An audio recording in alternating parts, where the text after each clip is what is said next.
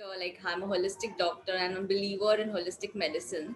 So I always had an immense interest in nutrition and I thought that I'm eating right and doing the right things. But one fine day I came down with something known as depression, which changed my life and changed my belief about medicine. So then I started doing more of, because that was the only thing that helped me at that point of time. The medicines did not help me and nutrition was the only thing which helped me. So it changed my life to this, and it drastically 360 degrees changed in my life, and I started believing and treating patients only with diet. And I'm a medical consultant at Sharan, and yeah, here we go. So I would like you all to come with me in 2010-11, when I had just like a rewind in my life, and I had just joined the homeopathic medical college, and we were introduced to this new subject of physiology, where you understand the normal human body. We were all very curious, we learned some things, and out of that was how to take blood pressure. I got excited, I went home and I checked the blood pressure of the first patient of my life, that was my grandfather, and his readings were very high. We all were worried. And he was very calm. He said, "Why to worry? I don't have any symptoms and there are no signs. Why are you worried?" It kind of calmed us for that moment. But eventually, in the next, 4 5 years, he started having a lot of symptoms, because a lot of complications because of high blood pressure, and he passed away in the hospital bed because of that. I regret even today, if I had all the knowledge which I have today and which I want to share with you all, I would have actually prevented that. So I dedicate this talk to him and I take this opportunity to share it with you all that can help you prevent and reverse hypertension. So now, when we go to a conventional doctor or a conventional belief is what about hypertension? There are some pointers which will come. Now, just pay attention to them at the end and keep thinking about those pointers in your mind. Just keep on churning them in your mind. And at the end, we will realize that are they the real thing or not. The conventional model is high blood pressure is a disease. It causes are a mystery and are unimportant. You need to take medications for your life. Diet and exercise may help, but medicine is very convenient. And so, this is not true. Let me tell you. Because high blood pressure is an adaptation. Our body is trying to save our lives. It's so that the blood can move easily through the inflamed and toxic blood vessels. And only way to get out of it is to address the cause and not the symptom. We'll talk about it in detail. So, when we understand these 2 points, we can understand that yes, hypertension can be reversed. And so begins our topic today. When I was going through the statistics of blood pressure, I came across the CDC guidelines, that is Center of Disease Control, and I saw that worldwide 1 in 3 adult has this high blood pressure. And the CDC came up with certain five concrete steps which we will discuss in detail. So it's not just in all over the world, it's even in India. India has a, it's a hub for all the hypertensive patients. It seems that by 2025 214 million people will be affected by this disorder.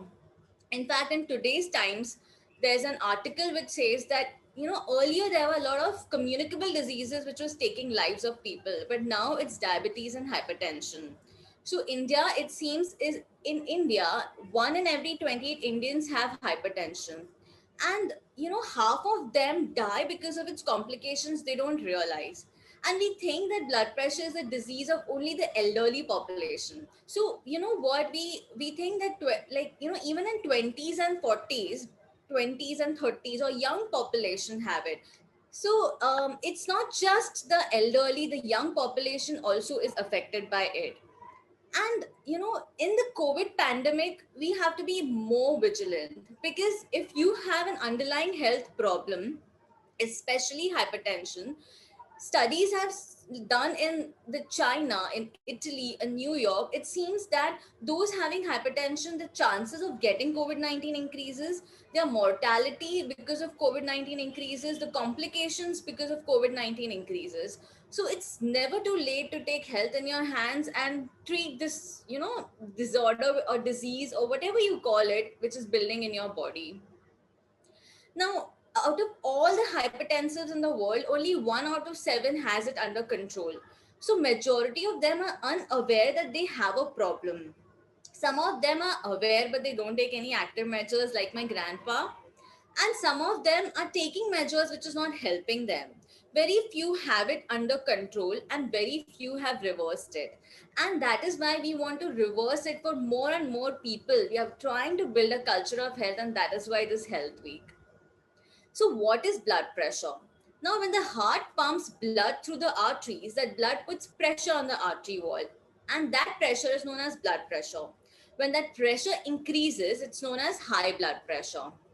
When you go to the doctor will examine your blood pressure with the help of an instrument known as sphygmomanometer.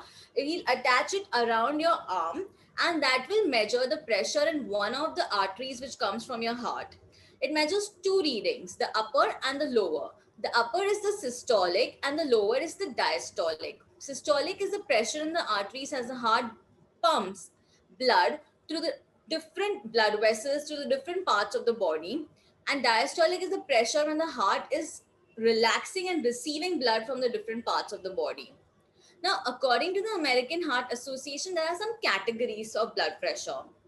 You're in the normal range when the blood pressure is less than 120, the upper reading, and the lower reading less than 80.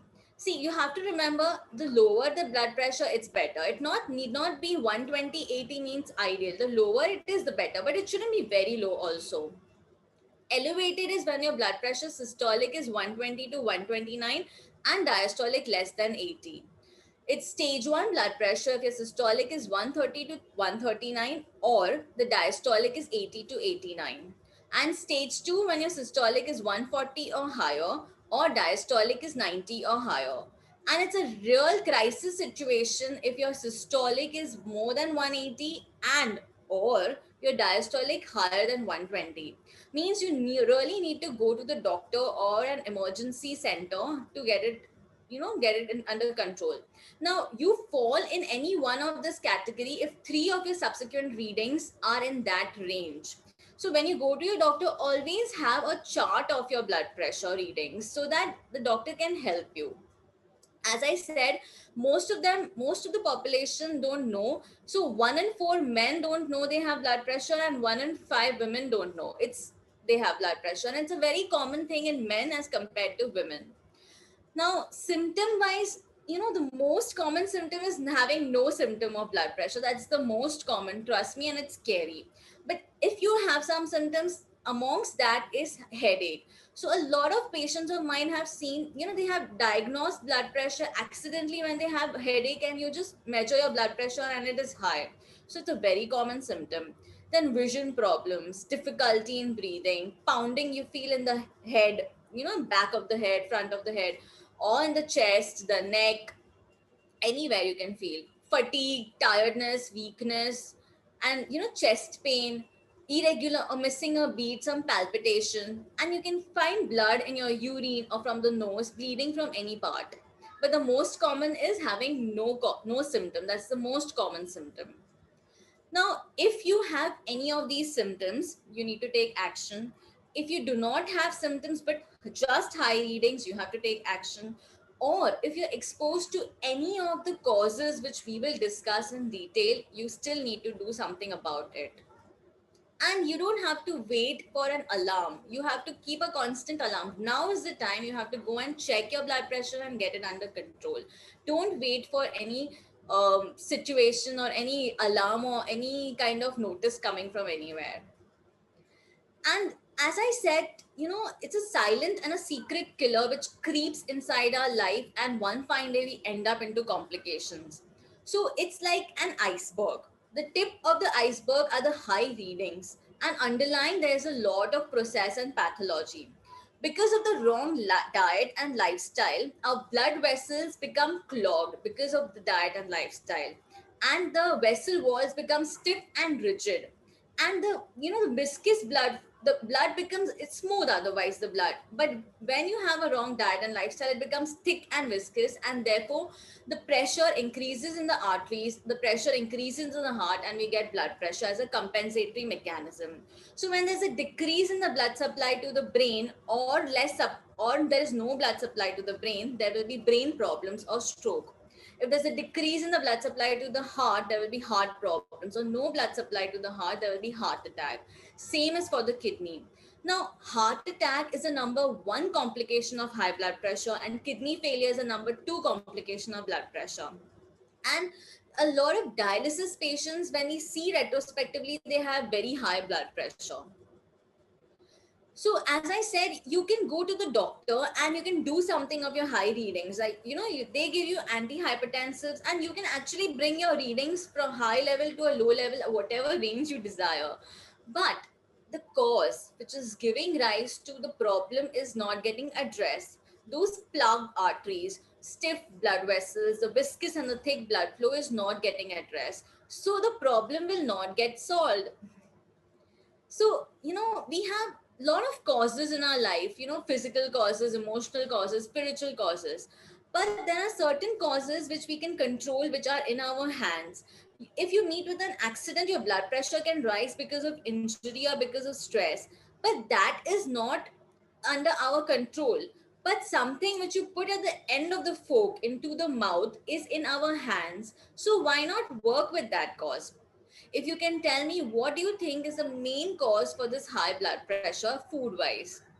So fat is one of the biggest cause of it. Now, I'll give you an example. If you have two pipelines, in one pipeline you put water and few droplets of oil, how will be the flow of that pipeline? Smooth.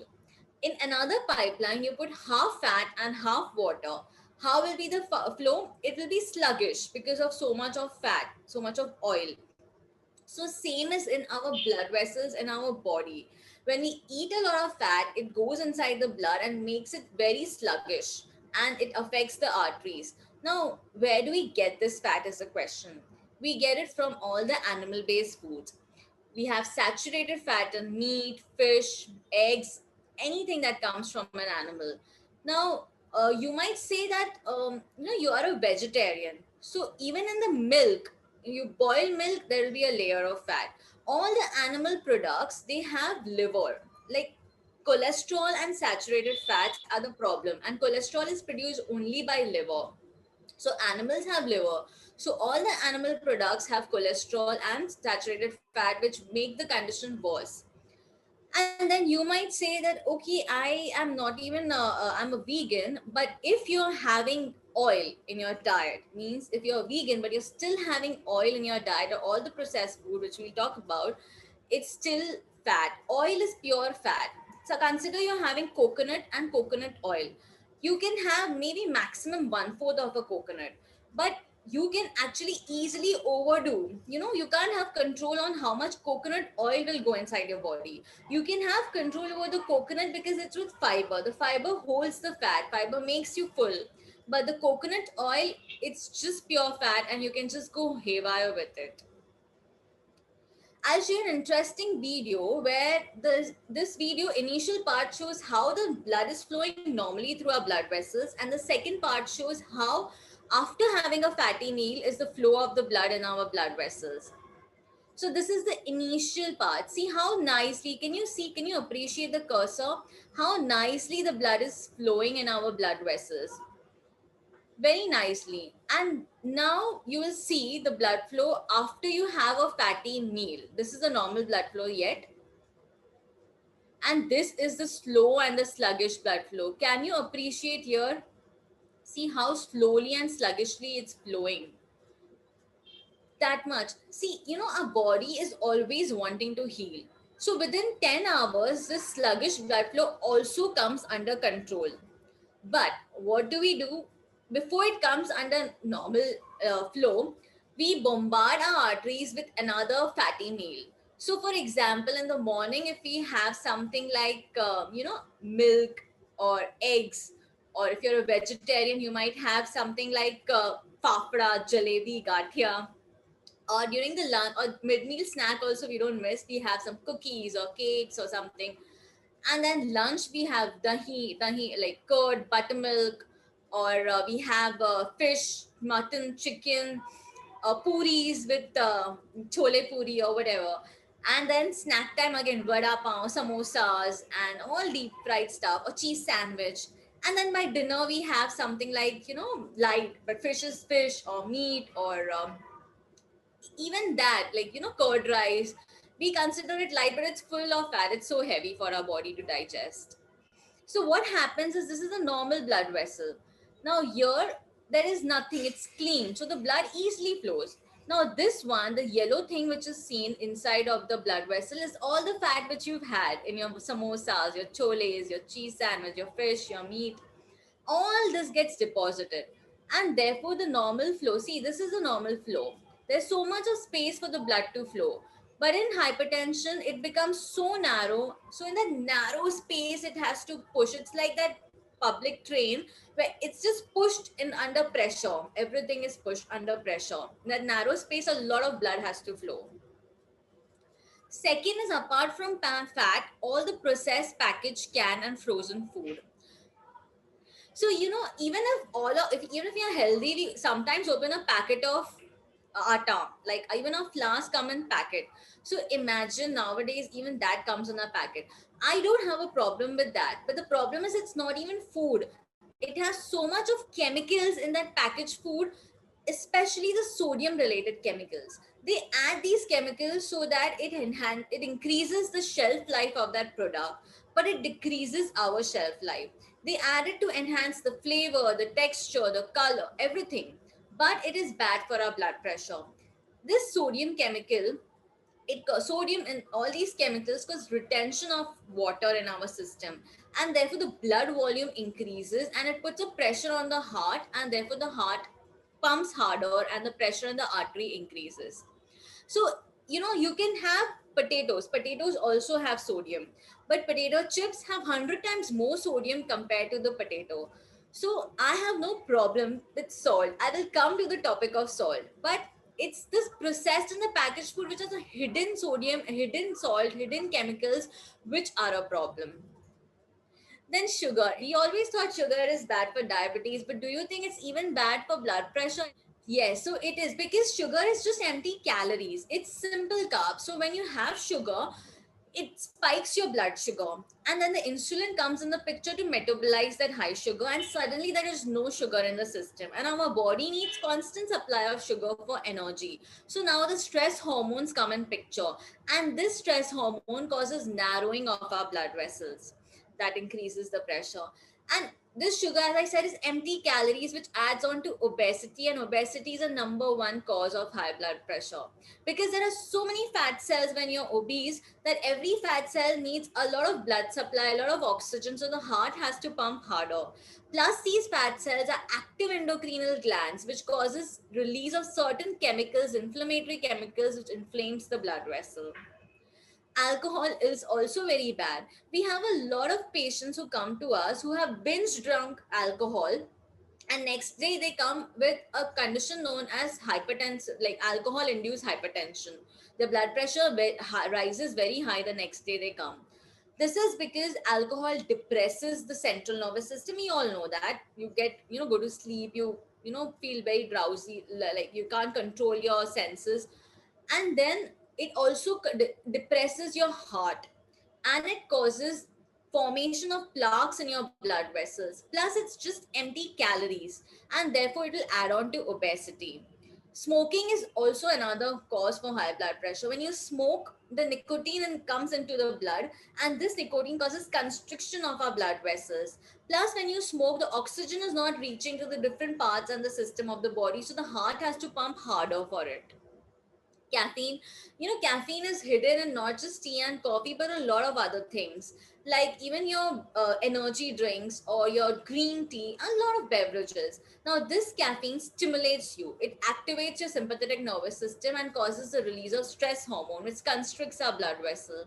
Sleep has also a good relation. When you sleep, your blood pressure goes down. When you wake up, it increases. But if you have a fluctuation in the sleep, that fluctuation affects the vessel wall health. Plus, if you have not slept well, you will end up having more coffee or junk food, which negatively impacts the blood pressure. Stress, as we know, is a definite role to play. If you're driving and suddenly someone overtakes you, your blood pressure, there's a road rage which comes, which is very common, and we can try working on it. So in brief, there are some causes of high blood pressure, that is fat, packaged processed food, sugar, obesity, alcohol, smoking, caffeine, sleep, and stress. So now we know this, so we can actually work on it and remove it. But you will have a question, so now what to do in diet that can help increase the not increase, get rid of the blood pressure. So what are the foods? What do you think? Now, when you go to a modern medicine doctor, he will give you a dash diet, like a diet. It's called a dietary approach to stop, it's an acronym, dietary approach to stop hypertension, wherein the doctor will give you all kinds of fruits and vegetables and no saturated fat and very little amount of milk and milk products or animal products. That he does so that you can comply to whatever you have, whatever diet he has given, and within no time, within 2 weeks, the blood pressure comes under control. But I have seen, in spite of this dash trial or dash diet, the blood pressure not coming under control. The dairy doesn't let it do so. I had a patient, he was doing everything fine, like eating, drinking, everything according to what it should be for his blood pressure. But once in 15 days, he would go to this dairy farm and enjoy a freshly squeezed glass of cow's milk, A2 organic, everything good. He was talking about that milk. He didn't tell me this, but one fine day in our conversation it came up, and I had to literally sit and explain him for a long 1 hour that that is the reason for his blood pressure. He understood and somehow applied it, and within 6 months, his blood pressure started coming under control. A lot of people do everything right, but little bit of dairy comes here and there, or little animal products come here and there, which doesn't let the BP to go down or the medicines to go away. There are certain blue zones all around the world. Now, in these blue zones, people live longer, happy, and healthier. So, they did a retrospective study and they found that these people were eating mainly plant based, lots of fruits, vegetables, green leafy vegetables, legumes, grains, pulses, nuts, and seeds, and very less amount of animal products, dairy. And they were not even having any processed packaged food or caffeine or smoking and alcohol. So, it again proves that again in Journal of American Heart Association it said that the plant-based diets are associated with lower risk of incident cardiovascular disease mortality, and all-cause mortality in a general population of middle-aged adults. In fact, there are studies dating back in 1920s which say that meat and dairy diet negatively impacts the blood pressure.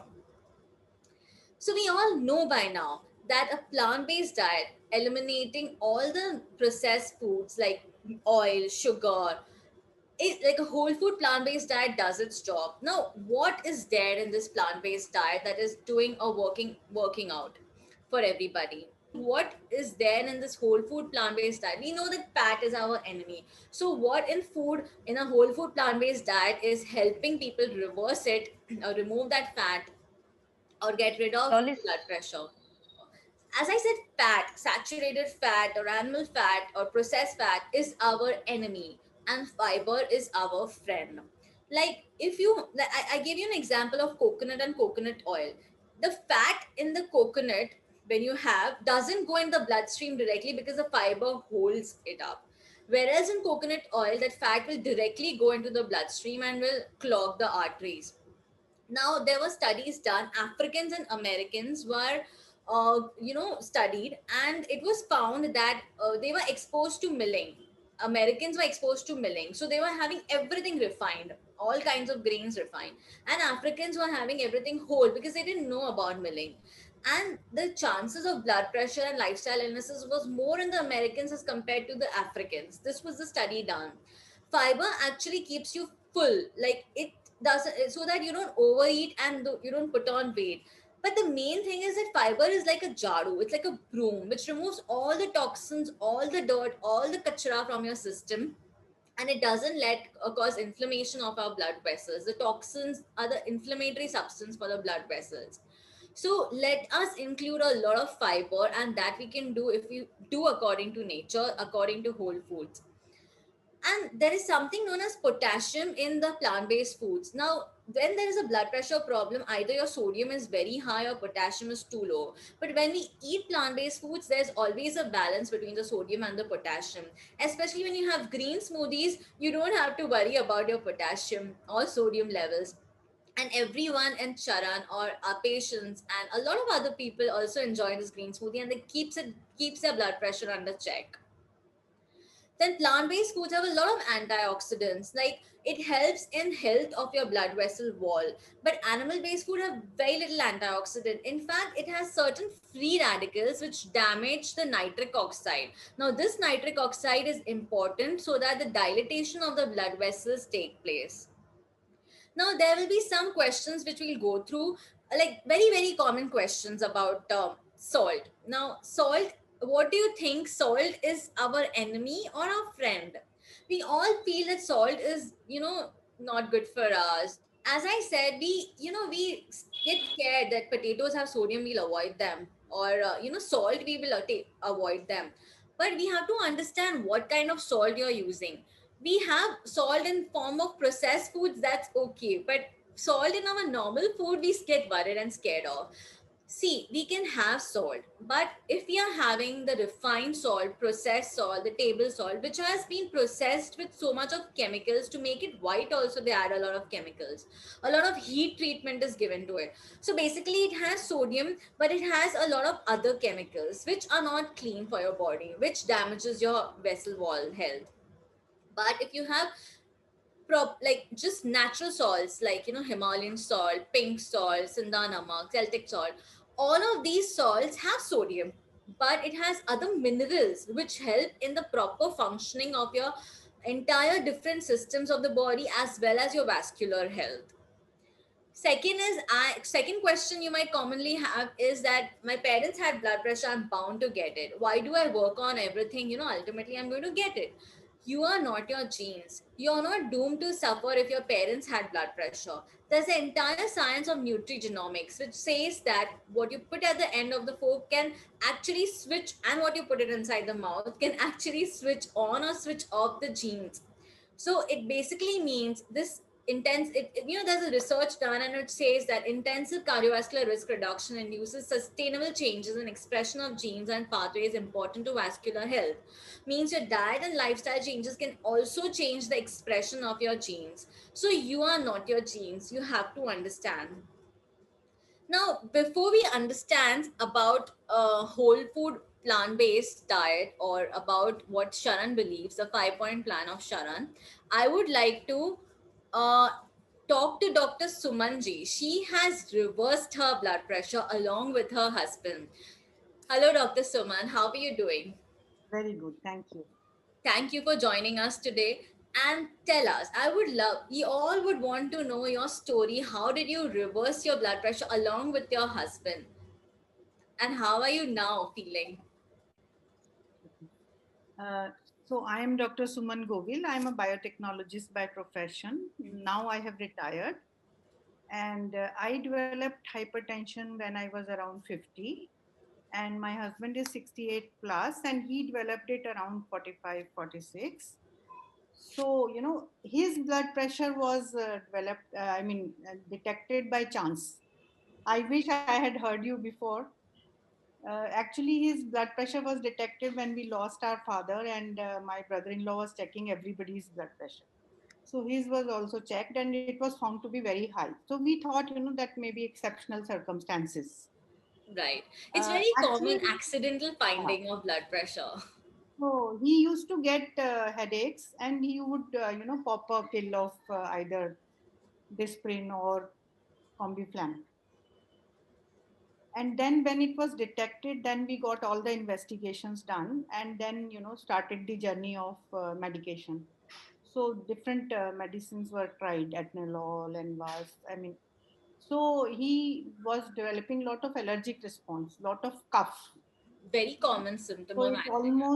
it almost took 1 year to settle on the medicine, and then finally he was taking Amlong. Of course, I didn't have these allergy problems, but I had breathlessness and initially, some headaches, which I thought was due to cervical. So blood pressure was again detected by chance, and so I started taking Etnolol, and we were told that you have to take it for all your life. So we were taking religiously, and we also tried to reduce some weight because both of us were obese, and we were gymming, and also tried this low sodium salt and whatever everybody does, reduce fats. Right. And we were taking medicine, so everything was in control. But then my son gifted me this Sharan health retreat, 3 weeks health retreat as a retirement gift. So we went to Gokarna Wonderful. on 3rd June.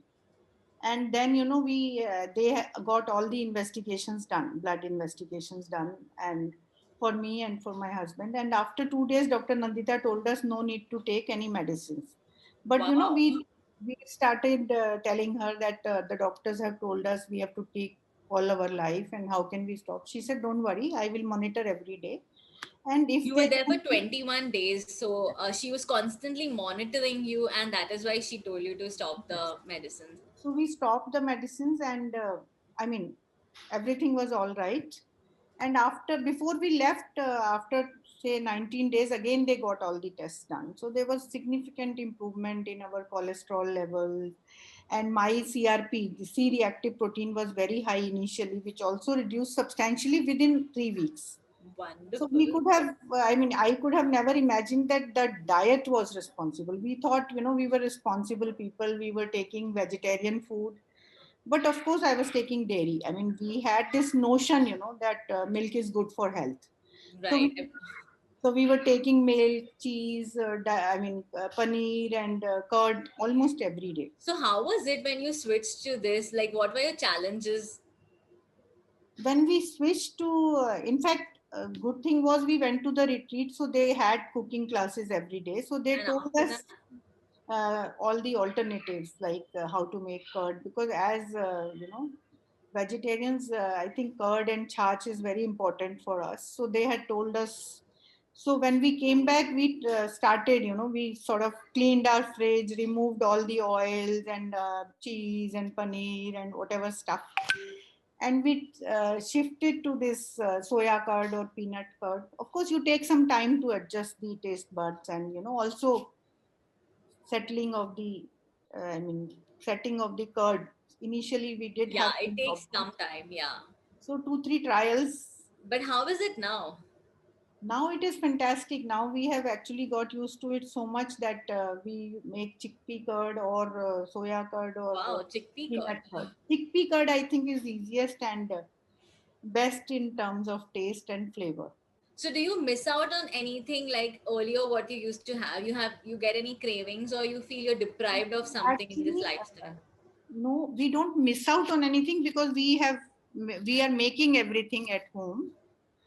Of course, if you want to buy, it is quite expensive. So we are making everything at home, even But ice do you think cream. it's as expensive as the doctor's visits or the hospital visits? No, no. Actually, see, there is no substitute to health, so we I shouldn't know, even right? compare this. And the cost is like, even if I think we are eating all organic and whole plant based and best fruits and vegetables, how much will be the kitchen expenses for two people? I think 10, 15,000, which is nothing. I mean, every Yeah, family. compared to what you would otherwise, So if you go otherwise to also. doctor twice and get these MRIs and CTs done, then it just pinches you. Of course, for us, we were covered medically by the CGHS, but even then, nobody wants to unnecessarily load your system with additional medicines and tests. So now, what does your day look like? What do you eat from morning to evening? See, morning, it starts with a green smoothie. So we get up around 6, at around 9 o'clock, we have green smoothie. So I pluck my own greens. So I have green cholai, red cholai, Yeah, and split I would like palm. to tell everyone that Dr. Suman also does microgreen. Like she grows her own microgreens and she takes lectures about how to grow them. So you should do listen to her once about microgreens. So I pluck these greens, and we have banana and of course any other fruit like pineapple or grapes or orange. So we just churn it in a mixie and have the smoothie and fruits. Then around 12 we have some salad, and 1:30 we have lunch, which is normal dal, sabzi, roti, and This evening is we have without dinner. oil, no refined foods, no No, white rice. at home we are absolutely oil free. So I won't say 100% oil free when we go out, because you, even though you tell them to make dosa oil free, but their sambar may have some oil. But your initial process of disease reversal, you were strictly on a like Yes. not even No, cheating outside. even now we are, I mean, once in a month we may be going out. Of course, now because of COVID, we haven't gone out for almost a year. But otherwise, also once in a month, even if you go out, how much will you? So we are absolutely oil free, sugar free, and totally organic, and totally whole food, plant based. So no refined like maida, suji, And you're off all the medicines and off blood pressure and other illnesses. except for supplements like vitamin B12 and D. Exactly, So no nice. medication. No medication. So I'm very proud of you that you could reverse yours as well as your husband's blood pressure, and you're doing so well and you are enjoying this lifestyle. I'm so happy to know that and happy for you. So, Thank so you. In let fact, I'm grateful to Dr. Nandita and her team for introducing us to this, and our journey has been fantastic. Thank you. Thank you, Sumanji, for coming over and telling and sharing your journey with us. It means a lot for us. And we will now share with everybody what exactly you were trying to say when it comes to whole food, plant based, and organic. Basically, what are the 5 point plan of Sharan? Now, the 5 point plan is the first is plant based. Now, we are the only species that don't eat according to our instincts, and we eat things which are not designed, meant for our body, or not designed for the body, and therefore we fall sick. So, plant based is having something that comes from plants and no animal products, milk products, meat, fish, eggs, paneer, not even honey, so we don't miss out on anything. You don't need milk, but if you want to transition, there are lots of alternatives: nut based milks, soya milk, a lot of milk alternatives. You can make a lot of cheese, like different varieties of cheese. You must have seen by now. If you go through the website, you will see there's an alternative, like there is a substitute for everything you desire or you crave. Curds, like as Dr. Suman said, she makes chickpea curd. Now that's so easy and it must be tasty. I want to try it. Then even tofu, like instead of your paneer makhan wala, you can make tofu makhan wala. Nut butters can be explored. Different seed butters can be explored to apply butter on your toast, or just plain avocado or hummus on your toast can also work. Ice creams, like a lot of people enjoy ice creams, including me. So I make sorbets. Like I use frozen bananas as my base, or you can use nut milks in your kulfis. Omelets can be enjoyed too, like chickpea omelet or tofu omelet. Like if you're a non-vegetarian, you have that craving for something meat, then jackfruit can be a good meat substitute, or soya can be a meat substitute. Like this is meatballs with spaghetti. And if you want fish, then yam can be as a substitute for fish, or tofu can be a substitute for fish.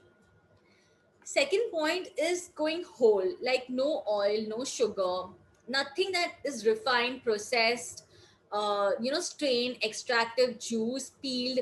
So you should, like if we have rice, then opt for brown rice instead of white rice. Nowadays, what we do is we remove the bran of the rice and use the white rice and make the oil out of that bran. So instead of using two different things, extracting and using it two different ways, why not take the best benefit, because then it's whole, and that is with fiber, and it's not just pure fat which you're taking in the form of rice bran oil. Instead of white flour, we should use whole wheat flour, that is whole, that is not refined, that is not processed.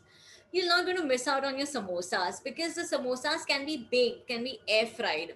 And you can, there are lots of recipes of for baked goods or savory dishes on the website. Just go through them.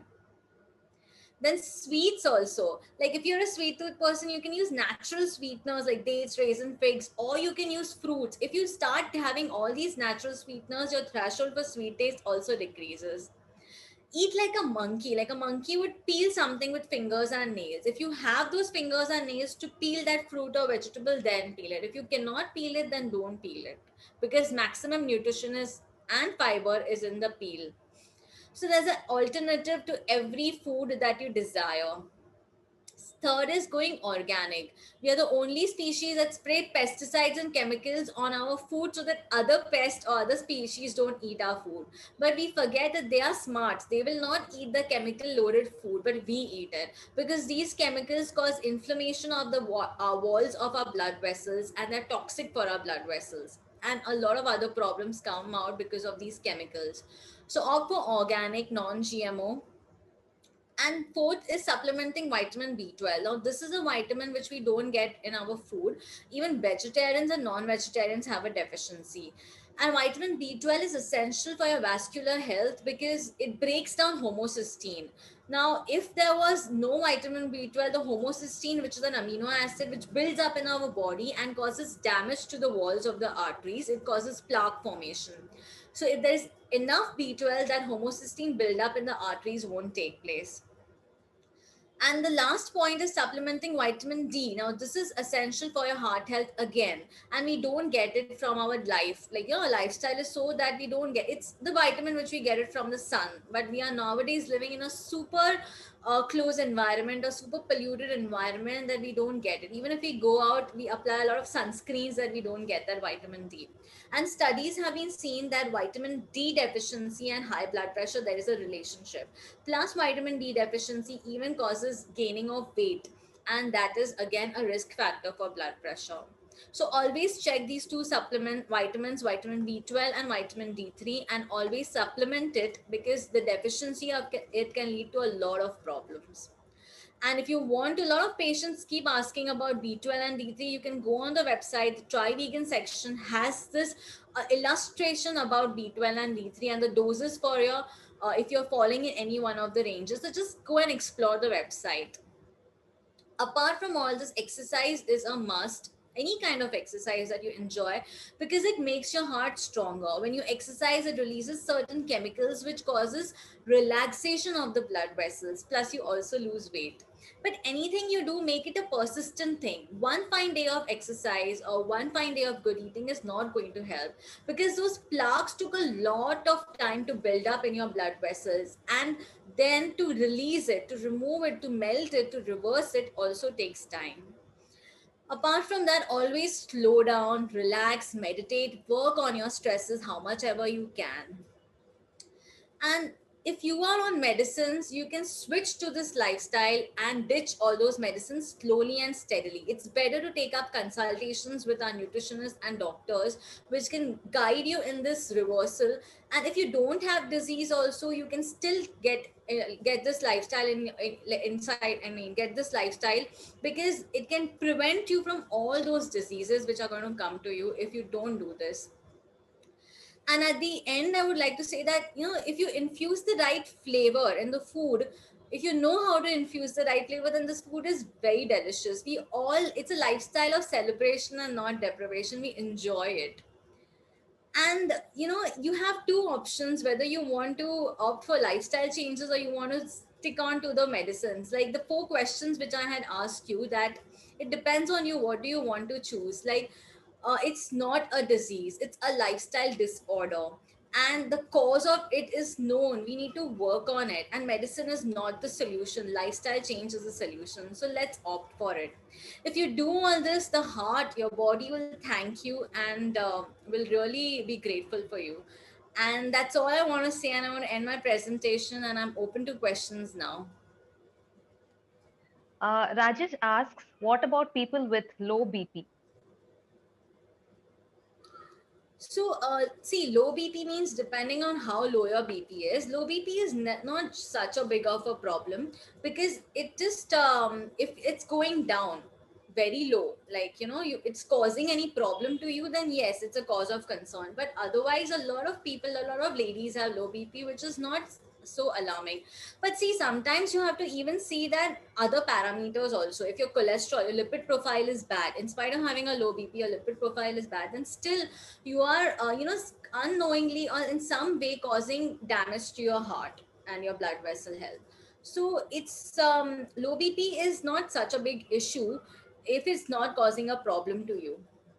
But you have to look at other parameters also, how your overall health is, how your other reports are, CBC and cholesterol and everything else. Priya asks, when should you feel that it's time to stop BP tablets and there will be no harm?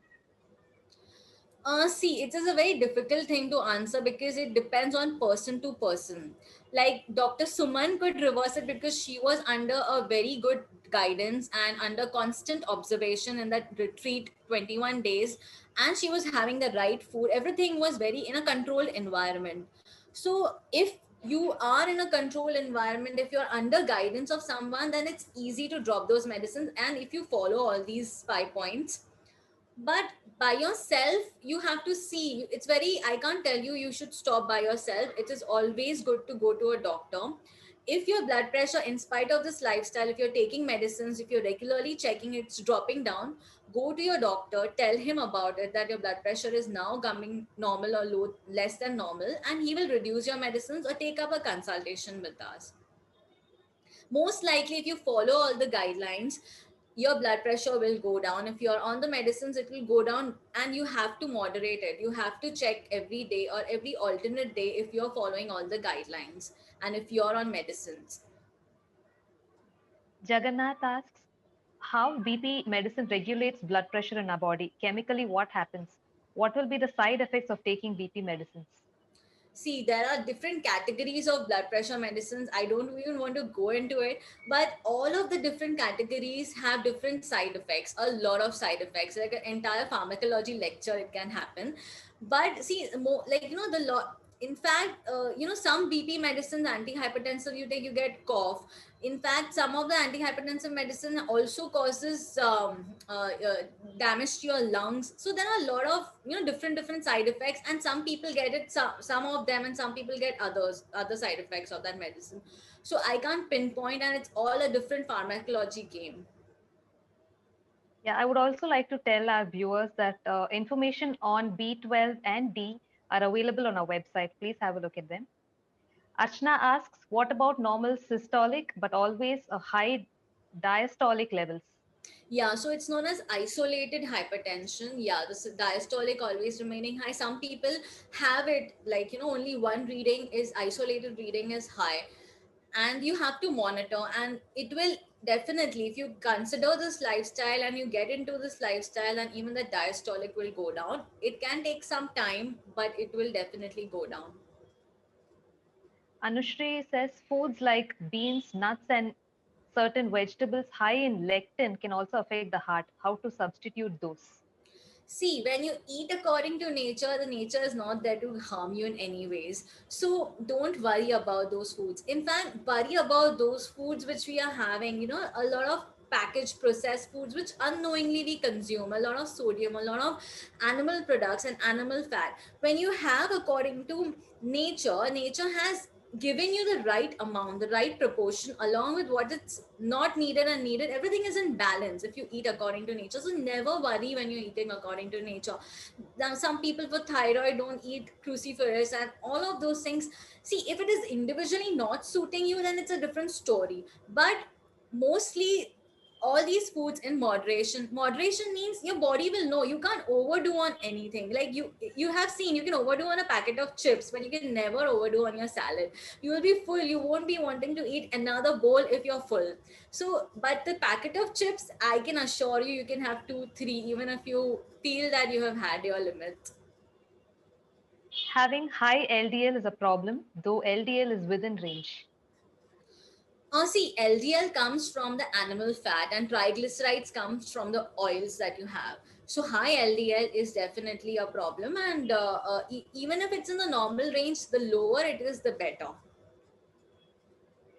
Madhu says, my husband has high BP. Few days back, he left his medicine, but after a few months, he started getting headache.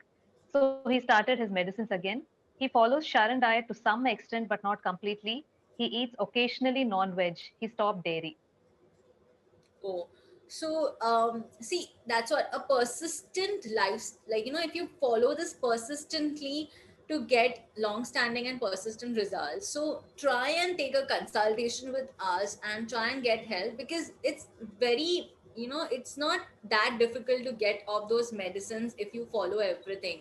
So I would ask you that it's, if you go ahead and take up a consultation with the doctors, it will be best for you to do.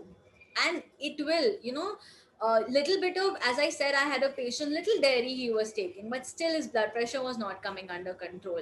So, you might be doing something wrong, that you are doing something wrong by having those animal products once in a while.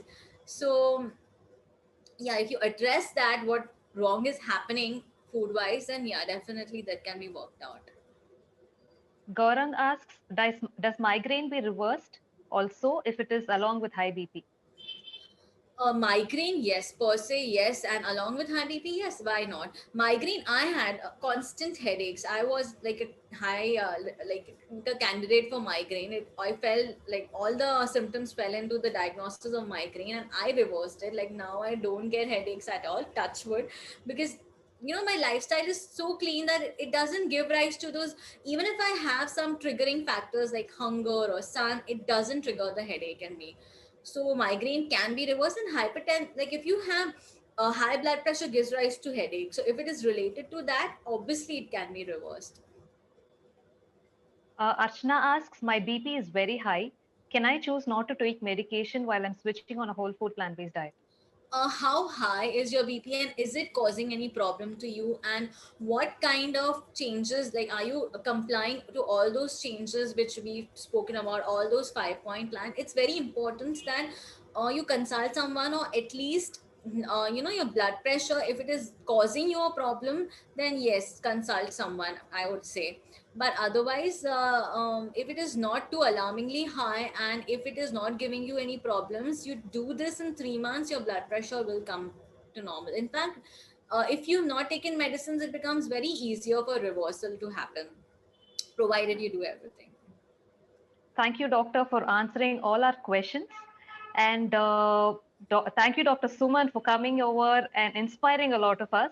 And it was a wonderful session. I'm sure all our viewers enjoyed it. Thank you.